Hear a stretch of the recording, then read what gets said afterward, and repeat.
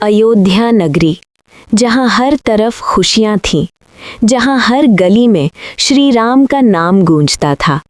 लेकिन राजमहल के अंदर एक ऐसा फैसला लिया गया जिसने इतिहास को हमेशा के लिए बदल दिया।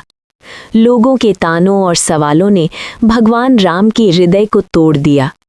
राजा होने का कर्तव्य पति होने के प्रेम पर भारी पड़ गया और एक रात माता सीता को वन में छोड़ दिया गया। घना अंधेरा, ठंडी हवा और एक गर्भवती स्त्री अकेली। सीता की आंखों से आंसू बह रहे थे। हे प्रभु, मैंने तो हमेशा धर्म का साथ दिया, फिर मेरे साथ ये अन्याय क्यों? तभी महर्षि वाल्मीकि वहां पहुंचे। उन्होंने सीता को सहारा दिया और अपने आश्रम में ले गए। समय बीता और एक दिन आश्रम में 2 बालकों का जन्म हुआ, लव और कुश। उनके चेहरे पर तेज था, आंखों में साहस। सीता उन्हें देखकर मुस्कुराई, लेकिन दिल में एक खालीपन था। काश इनके पिता भी इनके साथ होते। महर्षि वाल्मीकि ने दोनों को धनुर्विद्या, वेद और धर्म की शिक्षा दी। लव और कुश जंगल में खेलते, लेकिन उनका खेल भी युद्ध जैसा होता। तीर चलाना, घोड़ों को वश में करना, सिंह जैसे साहस से जीना। उन्हें नहीं पता था कि वो किसके पुत्र हैं। उधर अयोध्या में भगवान राम ने अश्वमेध यज्ञ का आयोजन किया। एक शक्तिशाली घोड़ा छोड़ा गया, जिसे जो रोकेगा उसे युद्ध करना होगा। घोड़ा चलता चलता वाल्मीकि आश्रम के पास पहुंच गया। उस घोड़े को देखा। ये घोड़ा बिना अनुमति के यहाँ कैसे आ गया? उन्होंने उसे रोक लिया। कुछ ही समय में अयोध्या की सेना वहां पहुंची। बालकों, ये श्री राम का घोड़ा है, इसे छोड़ दो। लेकिन लवकुश ने मना कर दिया।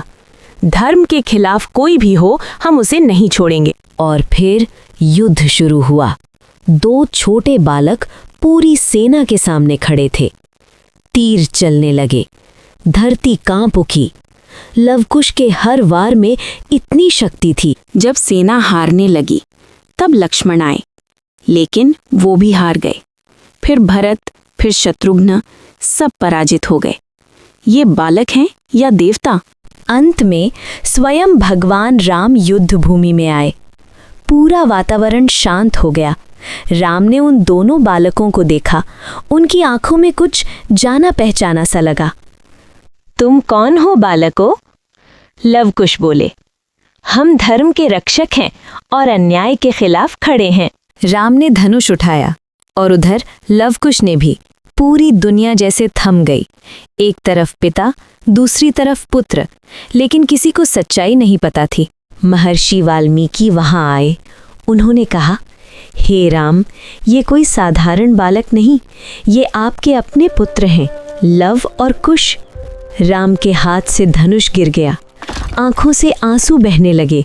लव कुश भी स्तब्ध रह गए। सीता को बुलाया गया।